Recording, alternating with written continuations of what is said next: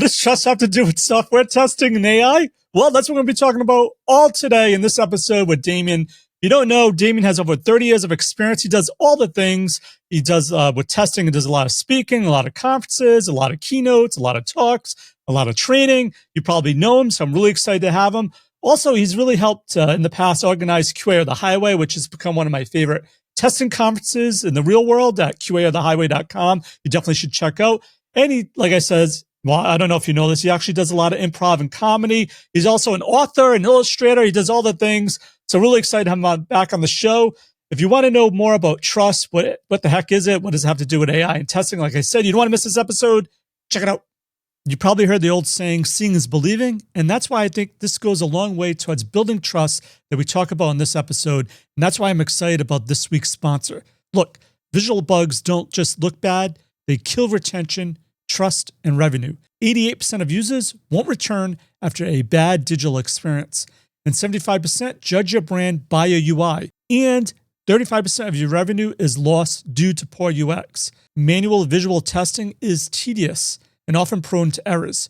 Open source tools are outdated and require high maintenance. So what should you do? That's where Browser Stack Percy comes in. It makes visual regression testing for websites and complex workflows effortless, even at scale. Think of it, hundreds of screenshots being compared at once. Also, it requires minimal code changes to set up. It offers seamless indirect integrations with your favorite tools, over 50 plus, including Figma and Storybook.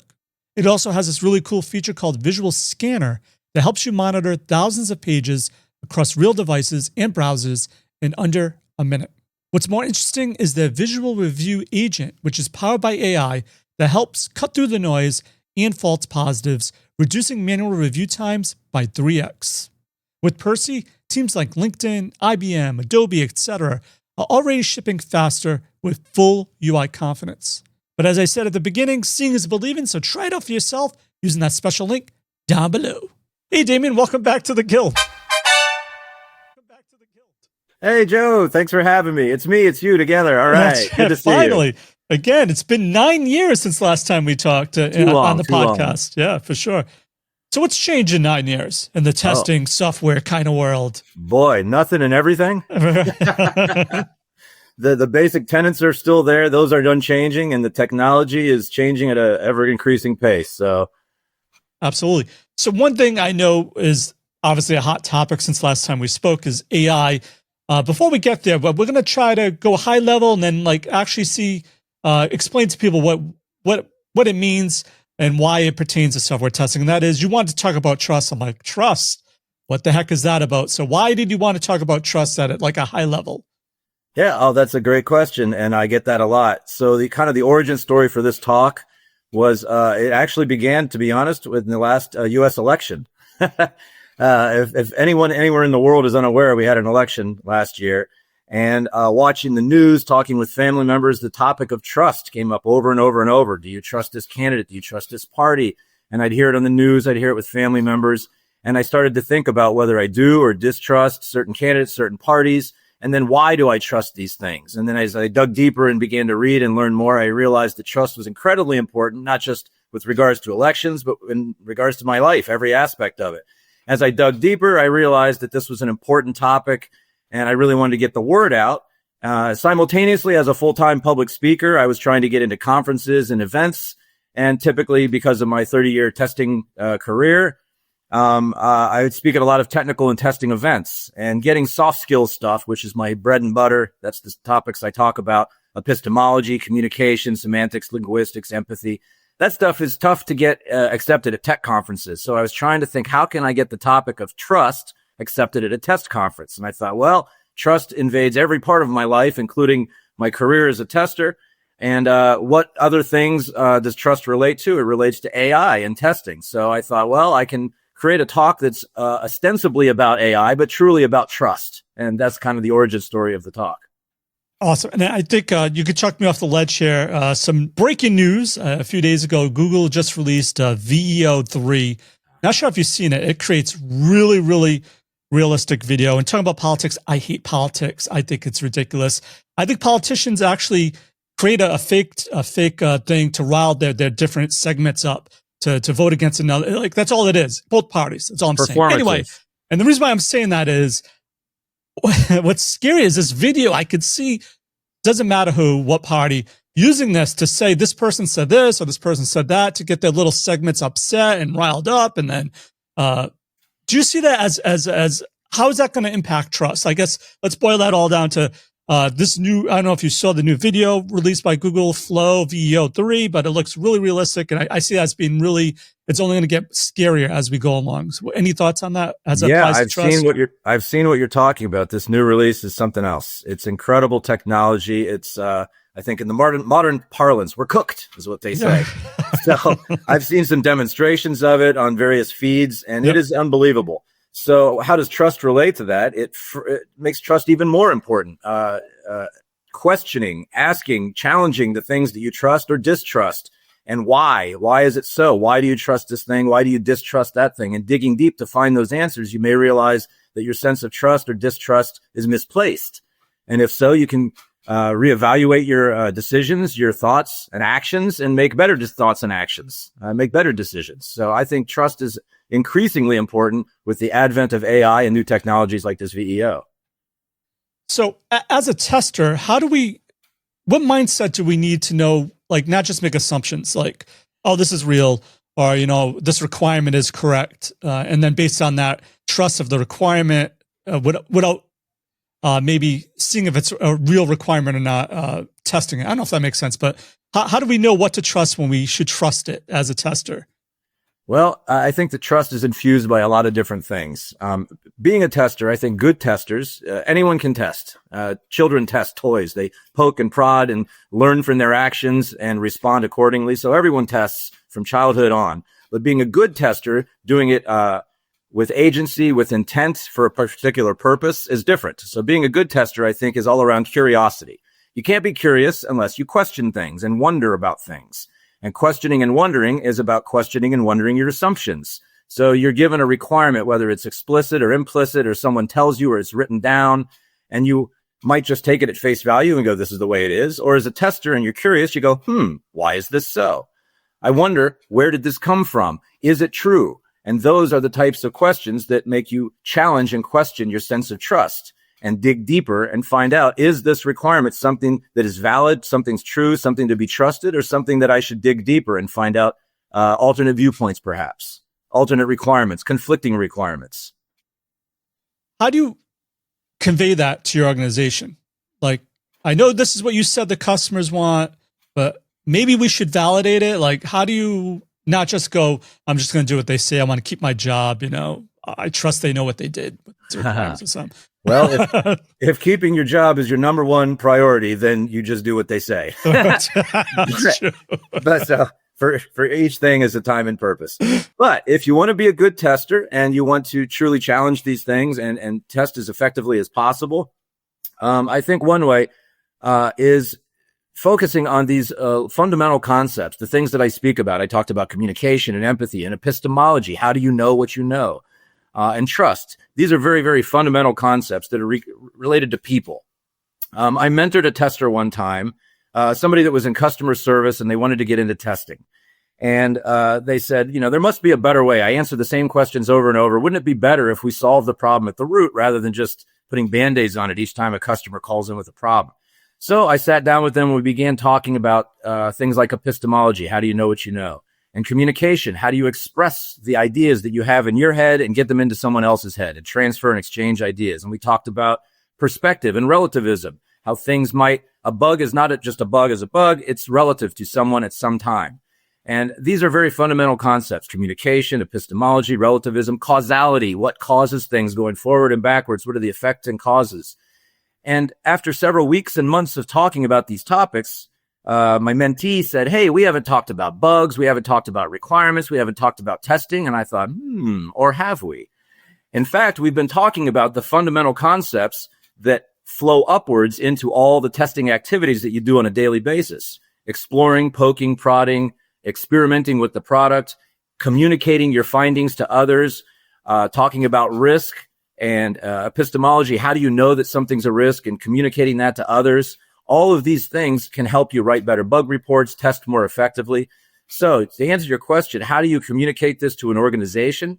Rather than starting at a high level and saying, oh, with requirements, do you trust them or not trust them? I would start at the low level and teach them the importance of trust, which is, again, what my talk, Trust But Verify, is trying to do. It's ostensibly about AI and testing, but it really is applicable for architects and plumbers and bakers and anybody, because trust invades all parts of our lives. So if I was trying to convince a baker whether to trust a recipe or an architect to trust the blueprint, I wouldn't start with talking about recipes and blueprints. I would start with talking about the importance of trust and the importance of epistemology, the importance of empathy and communication. And once they understand those core concepts, then I can say, now let's abstract those to a higher level and talk about recipes and blueprints and requirements and bugs and those types of things. So to approach an organization, I would start at the lowest level, which is exactly what I try to do with my talks. Absolutely. And I'll have a link for that talk down below, but you actually had something in that talk that I thought was interesting. Being an old guy, trust is not binary. I like black and white. I like truth. And nowadays people like, it's my truth. But is it? But anyway, so what do you mean by trust is not binary? Well, binary is easy. Black and white is easy. True, false, yes, no is easy, but it's not always right. Trust, you can have a high degree trust in something or a high degree of distrust in something. And trust can be infused by many different things. If you think trust as a definition is based on faith, it's based on belief. If you think about the most famous trust exercise, what can you think of? When people are trying to exemplify the importance of trust, what do? So I just because I saw your speech already, it was the when you fall back on a partner and they try to catch you. All right, you cheated, but that's all right. The trust fall. They actually did that at GE. GE used to have a school they'd send people to for these things, and obviously, I'm like, this is a cliche. But anyway, yeah. So the absolutely. trust fall is the golden example for exemplifying trust. Now, the reason it works is because you're falling backwards into someone. You're not falling forwards. If you were falling forwards, you would have sensory input. You could see them, that they're going to catch you or not catch you, and therefore you're informed. You have knowledge whether the person is there to catch you. But if you're falling backwards, you have no sensory input. You have no knowledge that they're there. So you have to rely on faith and belief. And those are the core elements of trust. So trust is very much based on faith and belief, but that's not all it is. Trust could also be infused by other things. For example, authority. Someone might say, I trust someone because someone else trusts them, and I trust that person. So by the transitive property, A trusts B, B trusts C, I trust C. So the transitive property because of authority. Or maybe you have an intuition or an emotion, a gut feeling that you can trust this. Or maybe it's cultural. You trust something because it's been handed down generation after generation. But another way that you can trust something is through personal experience. Maybe you trust something more because you can see its internal workings, or you might trust something less because it's invisible, it's opaque, and you can't see how it works, so you distrust it. Or maybe you trust something because you've had a previous experience with it and it went fine. You've ridden elevators before, driven across bridges, and they were fine. Therefore, you trust this new elevator and bridge will be fine. So evidence and experience, those are types of evidence, and evidence leads towards knowledge. So you can trust something or distrust something. You can have high degrees of trust with just a little bit of information and knowledge informing it, or you can have less trust and more knowledge-based beliefs. Does that make sense? It does. I'm wondering what people think about faith-based trust. I went to Providence College. I was taught by Dominican monks. They taught something called secondary causes. I see smoke. I don't see a fire, but I can make assumptions that it most likely is a fire causing that smoke. Is that what you mean by faith-based kind of trust? Inductive, deductive reasoning. Those are ways that can influence your sense of trust. Absolutely. So when there's smoke, there's fire. Maybe there's not a fire. Right. You're trusting based on previous experience that when there's smoke, there's probably a fire, and that not necessarily is a fire. So I would rephrase that old idiom: where there's smoke, there might be a fire, or there probably is a fire. I like to deconstruct a lot of old idioms to make them more correct and accurate and applicable. So I know a lot of times you go to management, they're like, should we release yes or no? They just want a yes or no. How do you reconcile maybe a faith-based belief with the binary type of answer that they want? Well, I think a lot of it is due to risk. Low-risk situations are situations when trust may be just fine. It may be appropriate and reasonable to rely on faith, on beliefs, not on knowledge, because if something goes wrong, it's no big deal. If something goes wrong, it's a big deal, but it's an outside chance. In that case, maybe trust and faith-based beliefs are just fine. And you can answer to your boss or to management with a yes or no answer because the consequences are very low. But in high-risk situations, it may be more reasonable to explain to management, this is a high-risk situation. I can give you a yes-no answer, but my confidence in my answer is going to be very low. Because this is a high-risk situation, we should rely more on facts and evidence and knowledge and information to make more informed decisions and rely less on trust and faith and belief. Because if something goes wrong, it could affect the bottom line. It could affect our standing with our customers, that type of thing, our brand. So I think a way of convincing management is talking in terms that they understand, bottom line, money, and expressing it in degrees of risk. Low risk situations, faith is fine. High risk situations, you want to rely more on knowledge and evidence. Absolutely. You also mentioned something about healthy skepticism. And I'm just curious to know, does this relate to improv or acting? I forgot what the saying is. When someone's improving, you say yes and rather than cutting them off. So it almost keeps you open to areas you may not have thought of. Even like maybe you were so focused on one area, and rather than just say no to someone's suggestion, you go, oh yeah, let me try that. I don't know if that makes sense. Is that I like that. Yeah. I like that correlation. Thanks for bringing improv into it. I love improv.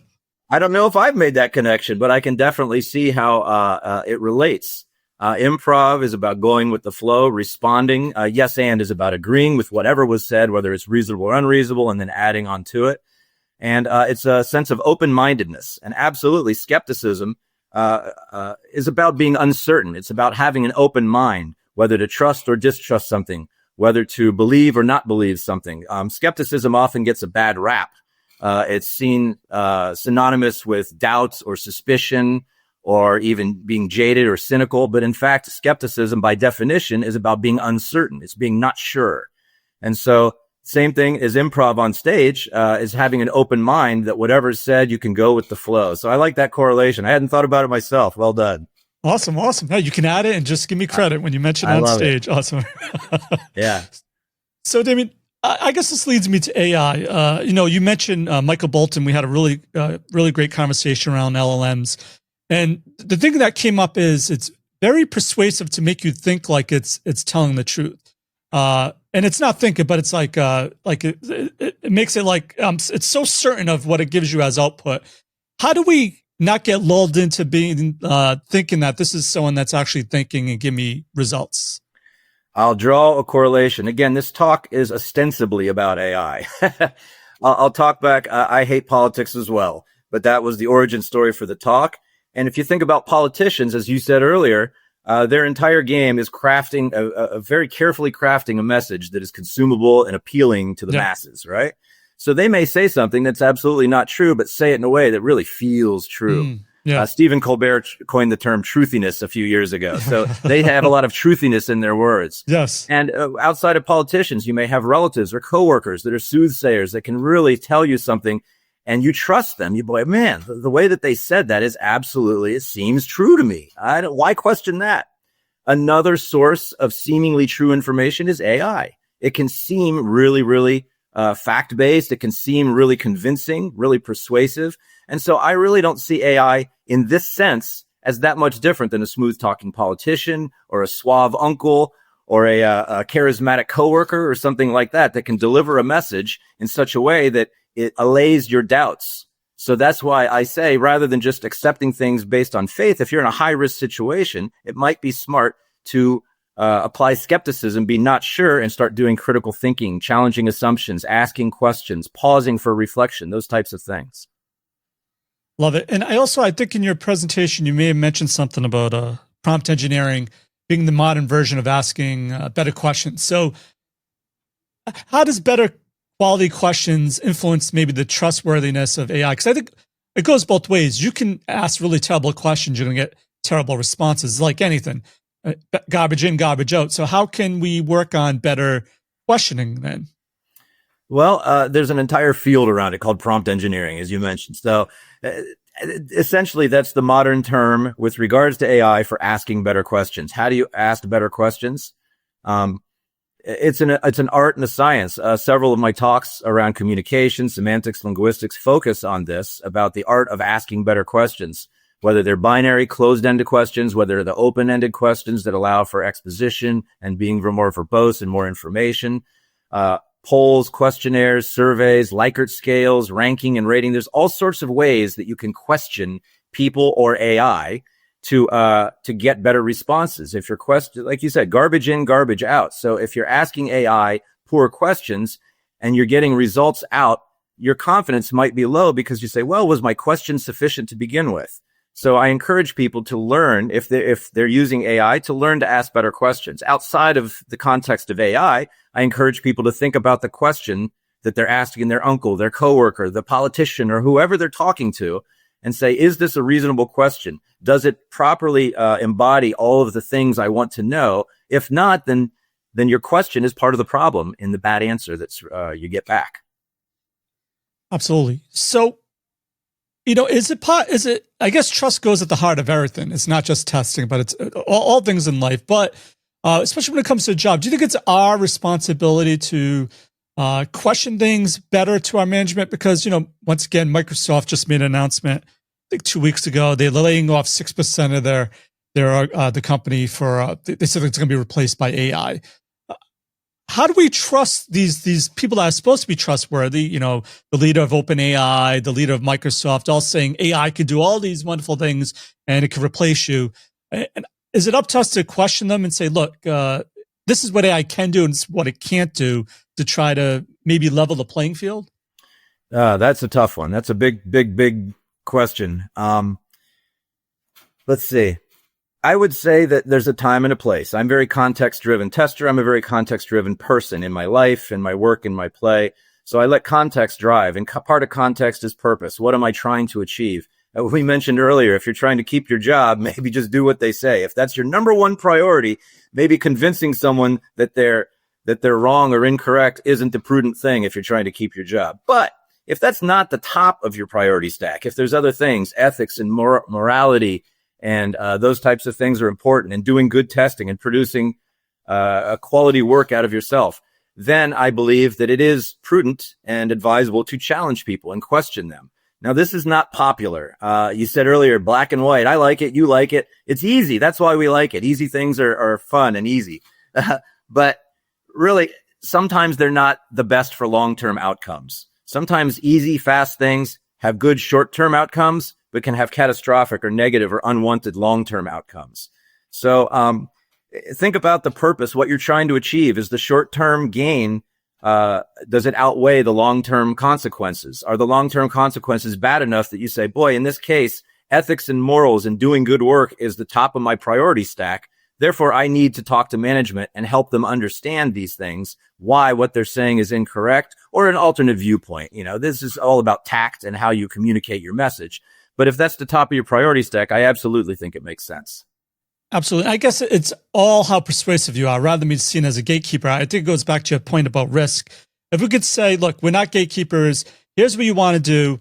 Here's what we see this as risky 1, 2, 3, but it's up to you as a decision maker whether or not it's released. But I'm giving you the information of what's risky or not, and then it's on you. I don't know if that makes sense, but it's more persuasive, I think, rather than saying, nope, I'm QA, you're not releasing type deal. Yes, persuasion partly is about providing information. I think that testers are information brokers. They deal with information. We're not decision makers. We can offer opinions based as a proxy for the user or the customer, or based on our own self, but those are not the decisions.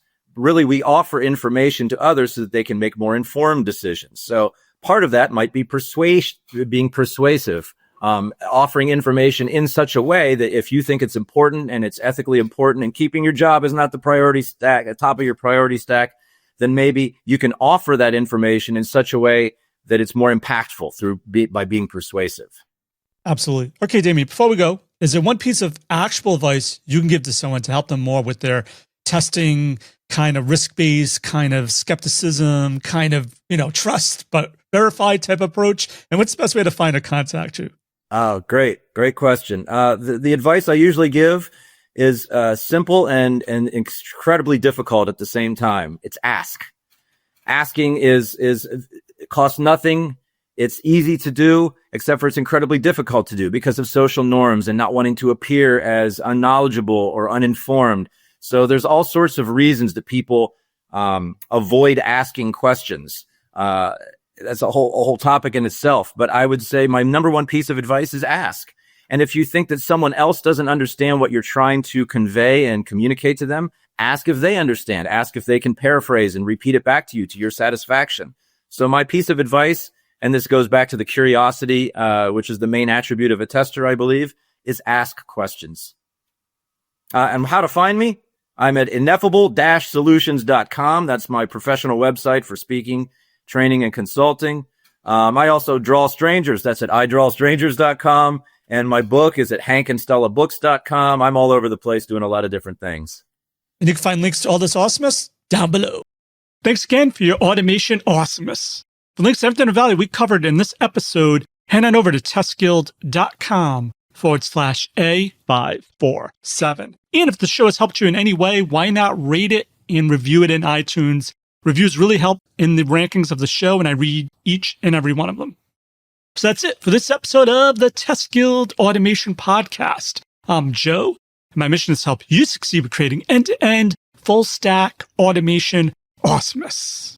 As always, test everything and keep the good. Cheers. Hey, thank you for tuning in. It's incredible to connect with close to 400,000 followers across all our platforms and over 40,000 email subscribers who are at the forefront of automation, testing, and DevOps. If you haven't yet, join our vibrant community at testguild.com, where you become part of our elite circle driving innovation in software testing and automation. And if you're a tool provider or have a service looking to empower our guild with solutions that elevate skills and tackle real-world challenges, we're excited to collaborate. Visit testguild.info to explore how we can create transformative experiences together. Let's push the boundaries of what we can achieve. The TestGuild Automation Testing Podcast. With flutes and lyres the bards began their song. A tune of knowledge, a melody of code.